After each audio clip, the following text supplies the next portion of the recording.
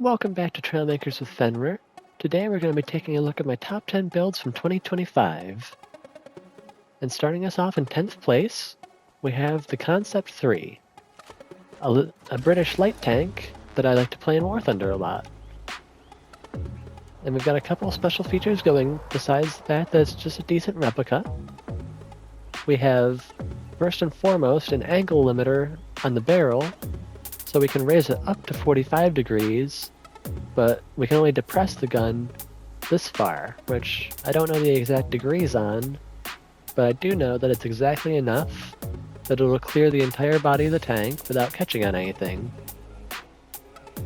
And that's just done with a little distance sensor in the turret on the very back side of the gun, and I forget exactly which block is in there to give it the right spacing, but now that you can adjust distance sensors more accurately, it's a lot easier to pull off than it was with this one.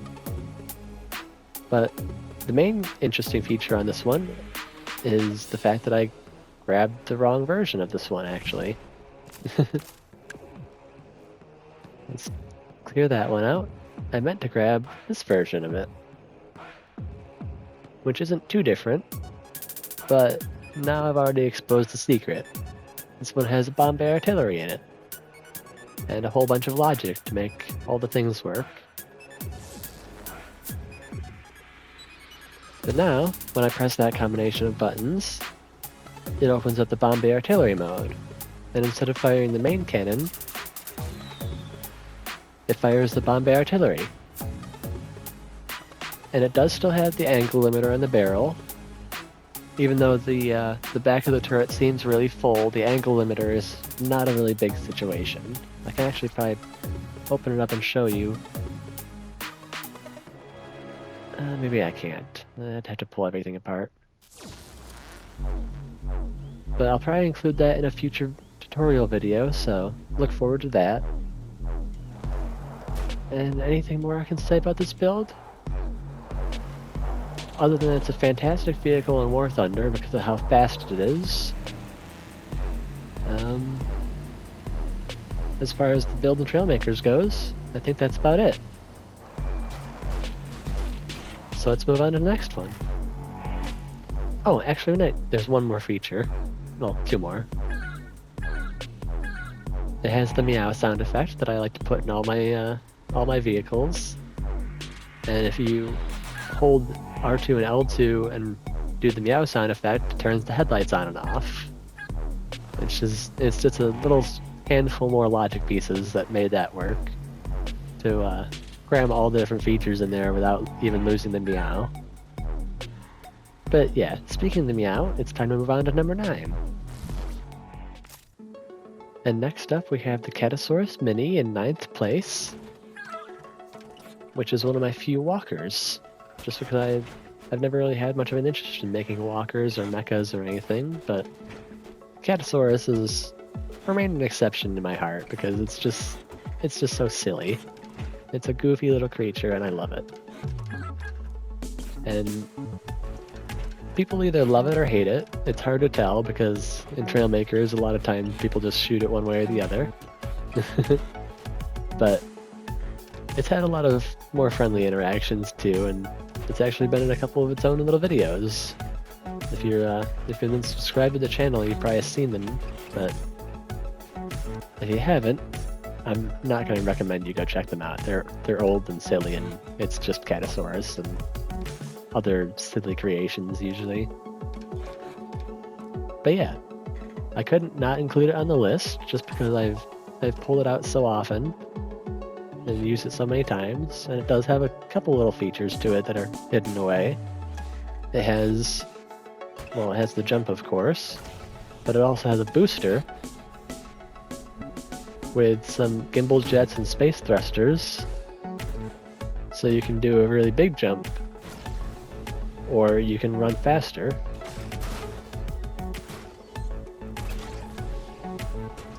Although it really, it doesn't do as well as it used to, I suppose.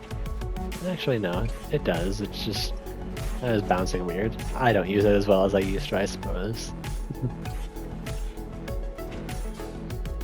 But yeah, my favorite feature is just that floppy little tail, which I more or less copied from someone else's build long ago, but that's kind of the point of Trailmakers, is learning from what you see.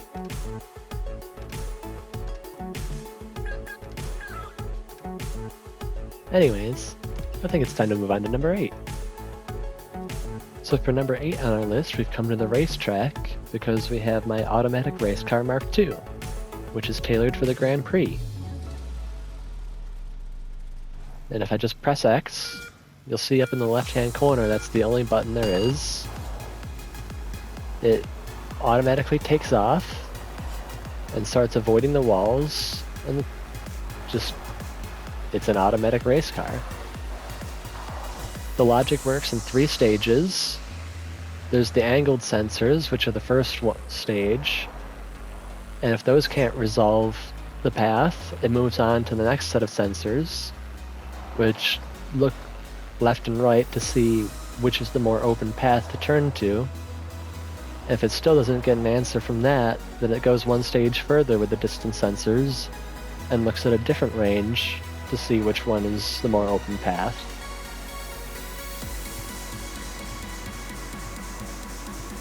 So there's only a couple of points in this that it's really struggled with ever. And I think I ironed out all those bugs back when I was working on it. It is a little bit old at this point, so I'm not positive, but okay, that was one of the areas it used to struggle in. Sometimes it would do a full U-turn there.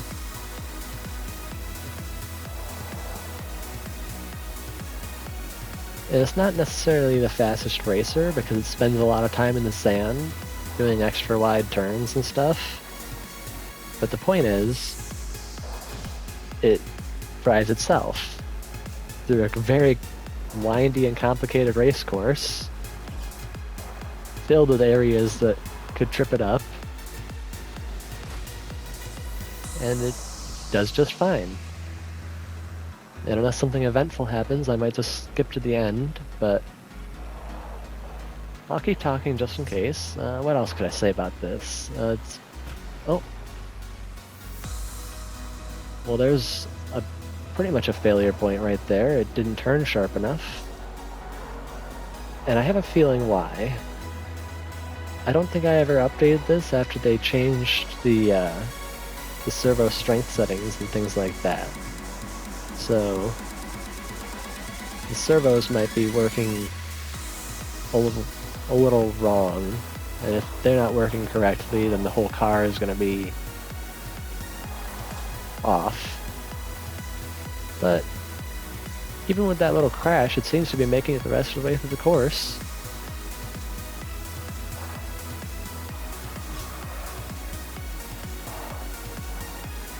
Here's the moment of truth, this last turn. And no, it didn't overturn. Actually, no, the very moment of truth is... No, it's... Yep, there we go. Yeah, so it gets world rank number 10, which isn't too bad, considering it's 99% better than other players, and it gets it without driving it out. Or actually, no. I think world rank 10 might be I think that might be the personal best score that it's looking at. But either way, not bad for only having to press a button once and then forgetting about the whole thing. You could walk away and get yourself a cup of coffee. But anyways, let's move on to the next build and come back to the racetrack later for, well, you'll see. And in 7th place on our list is a BattleBot, my favorite BattleBot to use, which is named Impact. And it's called that because all of its weapons are high-impact punching arms, or stabbing arms, depending on how you look at it. But it's got pretty good mobility as far as the BattleBots go. And I've got a couple of test dummies set up over here to demonstrate what it can do. I'll start off with a full strike with the main weapon against little Ironsides over here.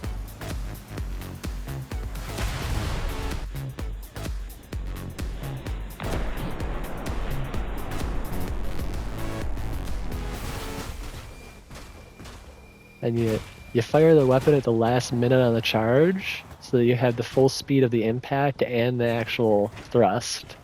And you can see it destroyed the front end of the weapon, but that's just part of being battle bots. Here in Trailmakers, you can't avoid taking the impact damage yourself too.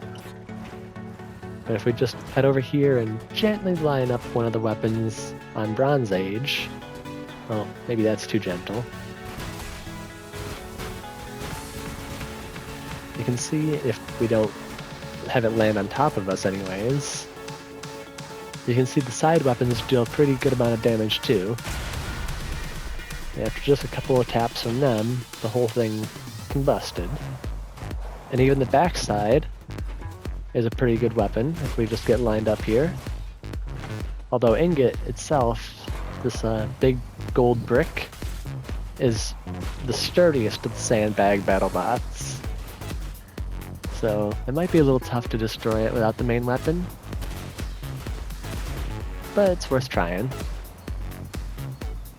And as you can see from all the wiggling around, a lot of the side pieces are on suspension on this battle bot here.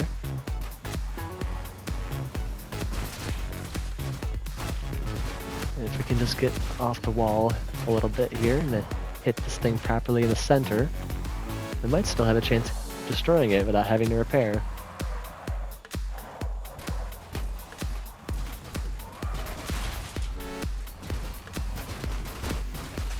Nah, probably not. The weapons are all but disabled now. But anyways, I've got plenty of videos on the battle bots, and I've actually got a whole bunch of unused footage that I've been thinking about making into some more videos on them, even though I haven't used these in quite a while. Just because the battle bots were always pretty cool, and they made for entertaining vids. But I think it's about time to move on from that, and move on to number 6 on our list. In 6th place, we have the Kitten Jet Mark 15B, which is a VTOL. And what that means is we have thrusters in the body and on the tail that toggle downwards so that we can take off vertically. And this is one of my best VTOLs in terms of its actual balance, because without touching any of the controls, and without any gyro stabilization or any of that nonsense, we can rise straight up, and we're just barely starting to tilt backwards after hundreds of feet of rising up. So it's almost perfectly balanced in VTOL mode, in terms of its thrust and weight ratio balance. And like all of my planes, it has full thrust vectoring. So again, there's no gyros in it, not for movement or stabilization. Yet it's got very good mobility. And for weaponry, we have more or less my standard kit, but it is a little bit upgraded. We have 6 smart cannons, then we have 4 rockets in 2 pairs, and they fire off the same button with a little bit of logic, so that after every firing, it switches which one is going to be the next one to fire. So as long as you make sure that you let them both reload in time, you can either fire very rapidly or completely individually. And even if you do mess up the timings a little bit, it'll automatically reset itself. So if you just spam the button, I've got no idea which way it's aligned, whether it's going to be the front or the rear rockets. And it fired the rear rockets just then, didn't it? But it still falls right into line and hasn't skipped a beat yet. It hasn't misfired or anything like that. So the logic system is sound. And I've just been flying this around in regular mode, so I suppose I should show it off in VTOL flying a little bit more. Do a nice backflip into VTOL mode. You can probably tell I've flown this thing quite a lot to just do silly things like that. I play this game a lot. But I'm not sure there's more to be said about this. I suppose I can pull it up in build mode. And oh, I didn't show off the little features. We have flares. We have chaff that radar confusing clouds that planes can use. And we have the meow sound effect, of course. Because even though these are no longer visually cat themed, they're still called the kitten jets. So they still get to meow. And you can see we've got the little minimal piston glitch here, and that's because inside the fuselage there's all those articulated thrusters that we can't overlap the weld groups with, so there's that. And the other thing is our armor plating here. We have the 2x1 panels, because all the shield panels had the same amount of health. Using the small ones instead of the 2x4s or the 2x2s means you get the most health per square area. Square meter, square block, whatever. I don't know the exact measurements on these things. I always just think of it in blocks. But yeah, you get the most bang for your buck if you use the little ones. But that kind of building style is also why this plane is 700 complexity. By using little parts and having redundancies and things like that.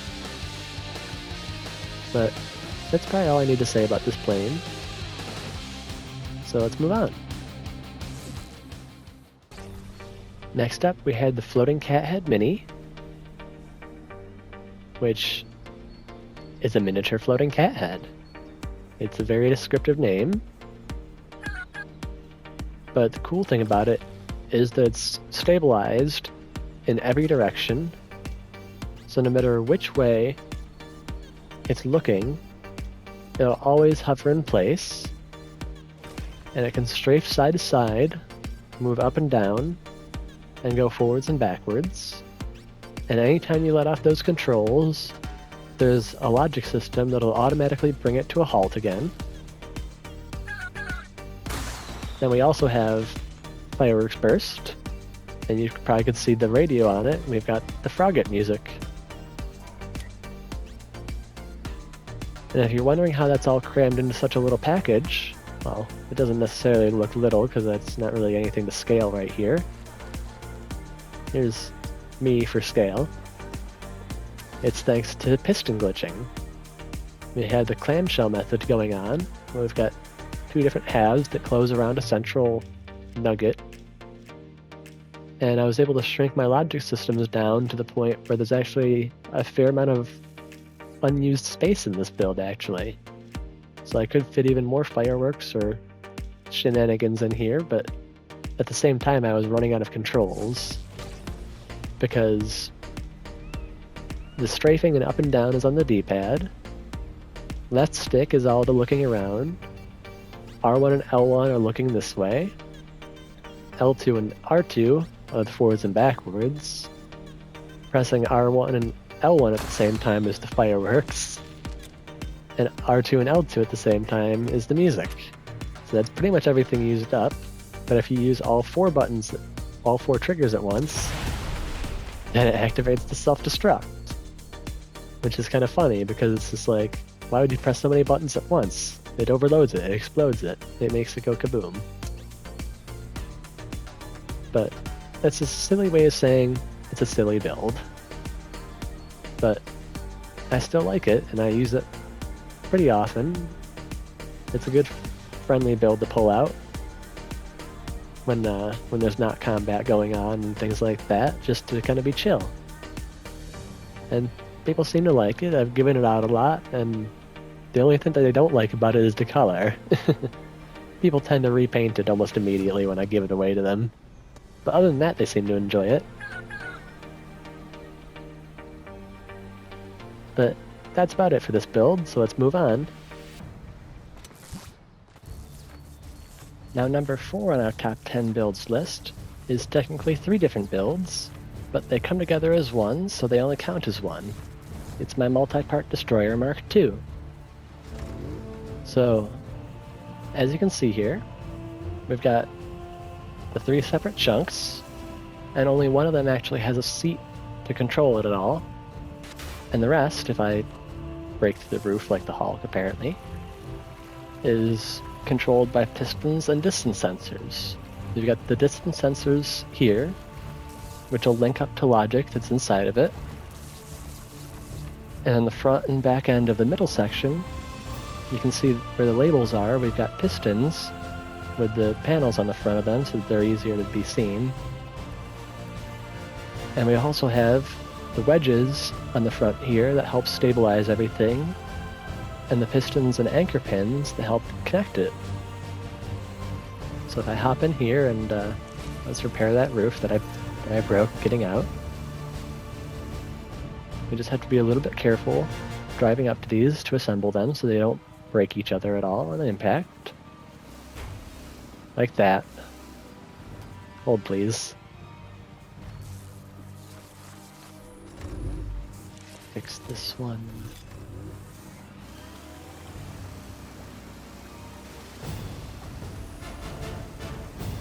Now carefully.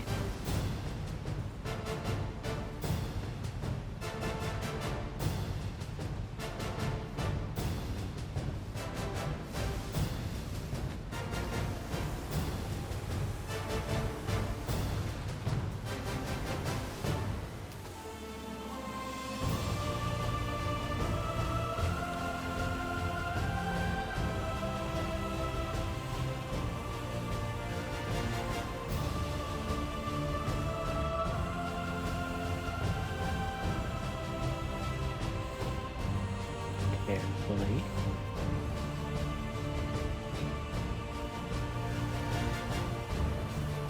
Okay.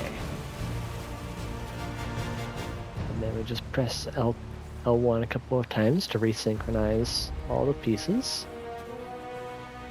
And now we have the entire ship in working order. So we have a weapon selection panel, which are the little lights that I probably am zooming in on right now and toggling left and right between. And that is to select through all our different turrets and everything. Like I mentioned, we control it all from the one seat in the middle, but we have our main cannons in the front. We have the bomb bay artilleries in the front, which I'm not going to shoot because they're really kind of janky and have a chance of hitting the ship itself. We have the front torpedoes, which can be fired individually in case you have land or allies next to you. Then the fourth setting, we have all of our bells and whistles. We've got the meow sound effect, because why not? But we also have horn and bell and music, the good old Frogget tunes. Then our next setting is the main cannon in the back.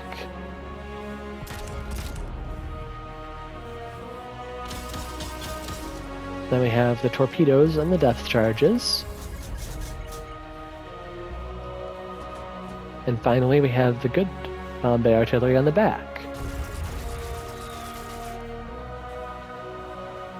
And now that I've shown the whole thing off, I might as well go back to that janky bomb bay artillery and show you what I mean, just in case we blow ourselves up now.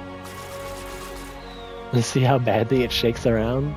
Yeah, not good, but I was running out of complexity on the front end, so I sacrificed a couple of pieces here and there for it. But anyways, the entire ship moves onto the power of the middle section. There's no propulsion in the front or the back sections, but it still has plenty of oomph to get it turning and going forwards and backwards at like a reasonable speed. It's doing 32 miles an hour. I'm not exactly sure what that is in knots, but I think that's all right.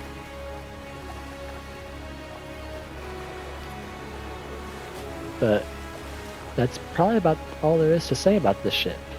As big of a project as it was, it's pretty straightforward. And I do believe I've got a weapon selection tutorial of the logic involved in the actual weapon selection panel there, where you can press L1 or R1 to toggle through which turrets and stuff that you're currently active on. But yeah, I believe it's time to move forward. And we're going to be heading back to the racetrack for our next one, for number 3. Now for third place on my build list, we've come to the racetrack because I'm first place in the Grand Prix in Bionic League, and I have been for the past several updates of the leaderboard. And we've got this build over here to thank for it. This is my Bionic race car marked 41D, and as you can see, it's basically a giant turbine with a bunch of toothpicks attached to it. And the ins and outs of it are something I could go over in a little bit, but first I'm going to try to race it a couple of times to show off its actual speed. But we do have to go into first person mode in order to actually handle it, because it has some zip. And the only way that I can react fast enough is to actually be in the first person view where the camera is directly linked to the chassis. And I'm actually doing pretty good for just jumping into this.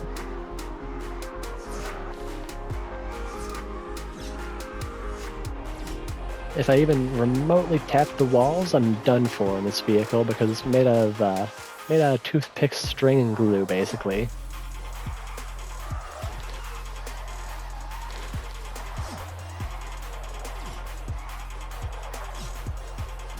Oh, yeah, see, I didn't turn fast enough quite there at the end. But you can see my best score finish off the race. And if we just, let's just go ahead and respawn.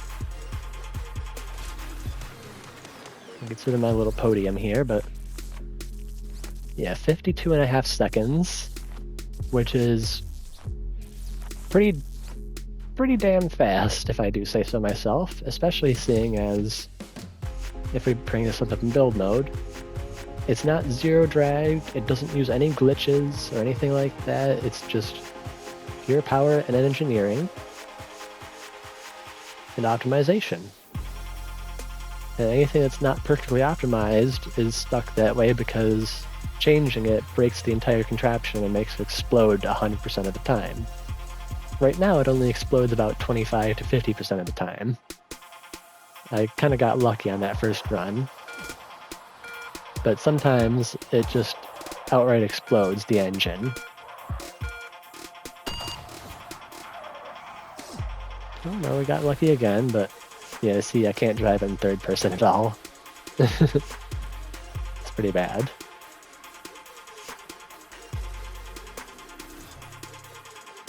But there's not a whole lot more to say about this. It's just a, well, it's 41 plus generations of engineering Bionic cars. Because it's the Mark 41, but then you gotta factor in the ones that had like B, C, D models and things like that, because this is the Model D of the 41. And there are faster ones that I've made, like significantly faster. My fastest time was like, I think it was sub 40 seconds around here. But ever since one of the updates, I think it was when they had to update the Unity engine, the really highest tier engines that I have made, the Bionic engines, they fail instantly now. It's kind of sad. And I've yet to get any working engine back up to that speed. And when I do, or if they make changes that allow me to use the older ones, then you'll see it in a video for sure. Because those ones have some real zip to them. This is sluggish comparatively. But I think it's about time to move on, because I don't want the video to be too long. Now for second place, I couldn't quite decide between two versions of the same line of plane, so I'm going to show off both of them. We have the Kitten Jet Mark 13 M10 and 13M12, which besides having a subtle difference in colors, this one over here is entirely zero dragged. But I'll get to that in a minute, and I'll start off with the basic version. Well, it's not necessarily the basic version, given that it's the 10th version, but it's the straightforward one. Just like all of my planes, it's fully thrust vectoring, no gyros or any nonsense like that. And let's get in the air so I can show off its performance. Because one of the things that I love the most about this plane, and why it's so high on the list, is that it's almost perfectly stable in flight. It holds its angle without nosing up or nosing down at all, and that's just through precise engineering and balance. So it's nothing really too special to look at. There's a couple areas that the piston glitch makes some interesting wedge shapes by overlapping pieces, but other than that, it doesn't even have a custom cockpit or anything. What it does have going for it for specials is it has an air brake feature, where if you yaw in both directions at once, it spreads the tail open, which is just a little pinch of logic, basically, because there was already some logic going into the yaw, and I was able to repurpose some of that to trigger the air brake feature. And there's also a little bit of logic that helps support the thrust vectoring.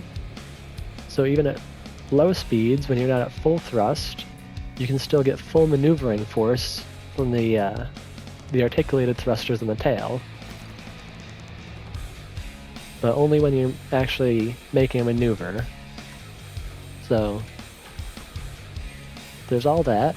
Then there's also the flares, the chaff, and the meow sound effect, and smoke trail. And it has my standard weapon kit of 6 smart cannons and 2 rockets. There's no shenanigans or anything with the rockets this time. And yeah, that's about it for this one. And then we have the Mark 13M12 here, which if I pull it up into build mode, you can see the differences a lot more clearly. Although I didn't pull, now that I think about it, I didn't pull up the other one in build mode, did I? That's okay. All of the bluish sections are pretty much the same, except for the armor is a little bit different on this version. There's a little bit more armor in it. It's not gonna... There was already armor on the back here, but it wasn't all the 2x1 panels. So those have all been switched out to 2x1s. And yeah. This one also has an extra feature with the logic going on, where it has a low and high maneuvering mode. And what that means is you can toggle on low maneuvering mode, which is signified by that red light blinking on and off right now.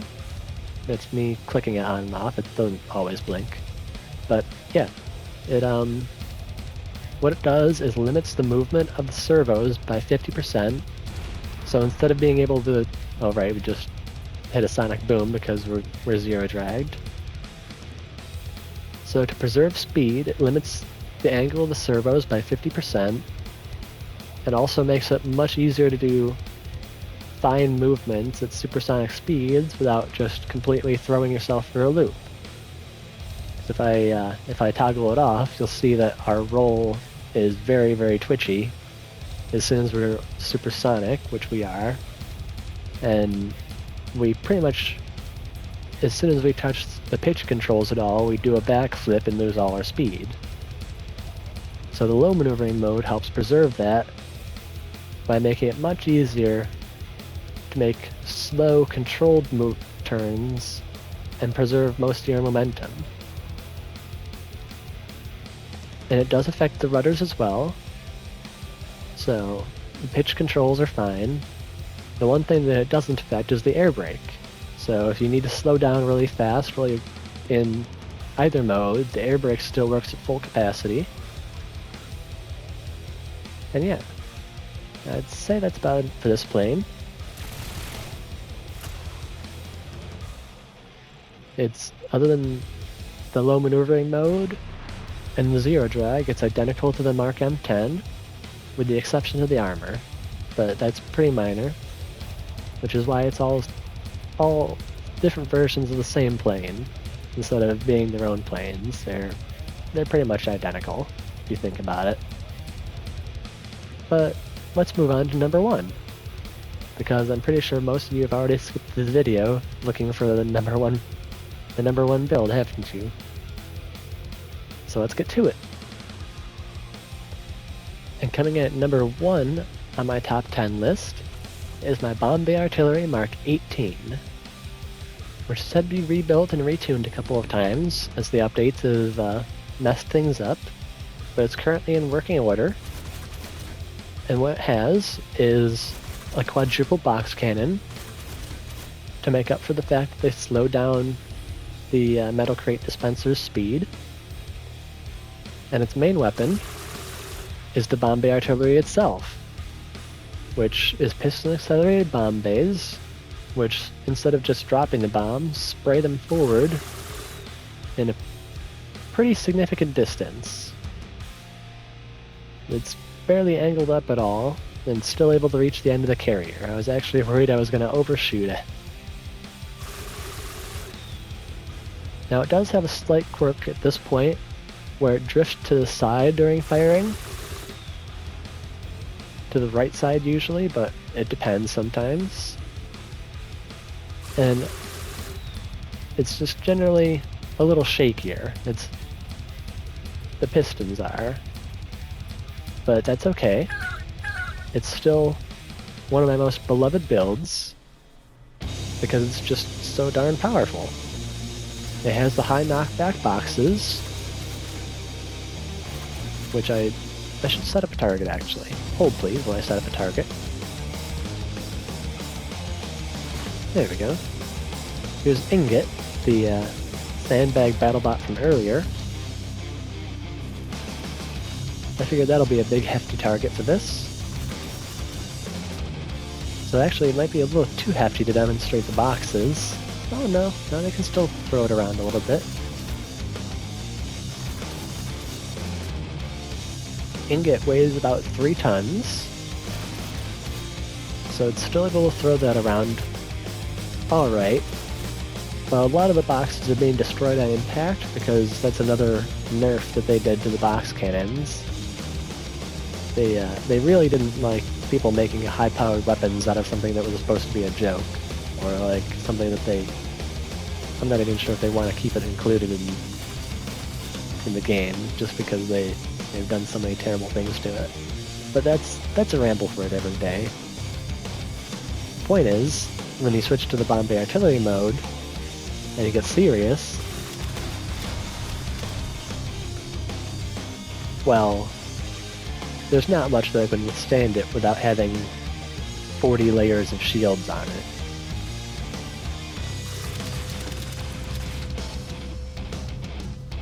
An absolutely devastating volley of bombs. And as you can see, it's fully stabilized.